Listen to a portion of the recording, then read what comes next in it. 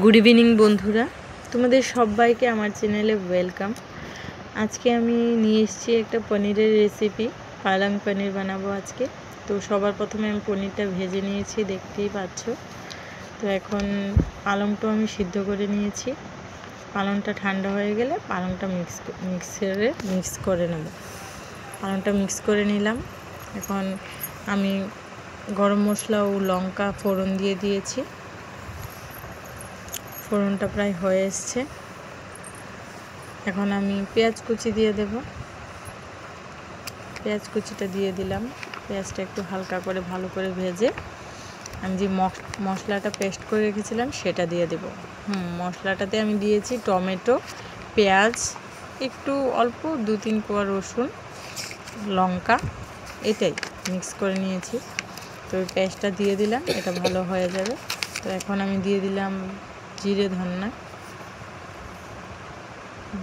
ধনে গুঁড়ো দিয়ে দিয়েছি, হলুদ দিয়ে দিলাম, একটু নুন দিয়ে দিলাম স্বাদ মতন। ভালো করে মশলাটা মিক্স করে নেব। মশলাটা ভালো করে কষিয়ে নেব।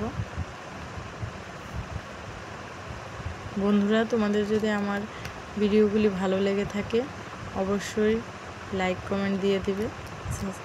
আর যারা আমার চ্যানেলটা নতুন দেখছো, যারা সাবস্ক্রাইব করোনি, তোমরা অবশ্যই সাবস্ক্রাইব করে দেবে। বন্ধুরা, দেখতেই পাচ্ছ যে আমার মশলাটা কষানো হয়ে গেছে। এখন এতে আমি পালং যে পেস্ট করে রেখেছিলাম, পালং পেস্টটা দিয়ে দেব। মশলাটা হয়ে গেছে, এখন পালং পেস্টটা দিয়ে দেব।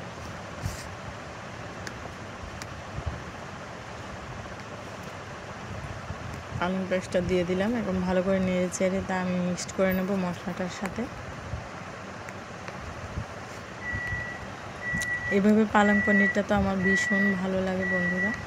তোমরা যারা কখনো বানাওনি, খাওনি, তো এভাবে ট্রাই করে দেখবে, খুব ভালো লাগবে। আমার এভাবে ভীষণ পছন্দ।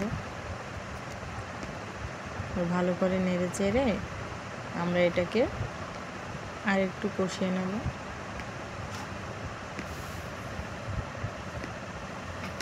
দেখছো ফুটছে।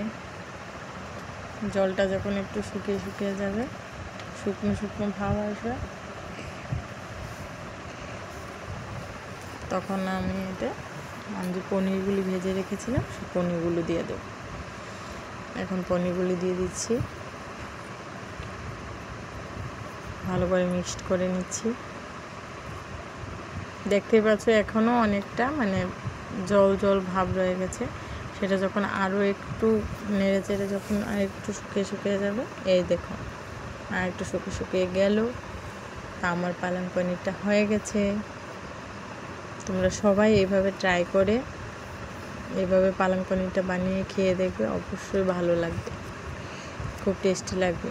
এইভাবে পালং পনিরটা আমরা রুটি দিয়েও খেতে পারি, আবার ভাতের সাথেও খাওয়া যায়।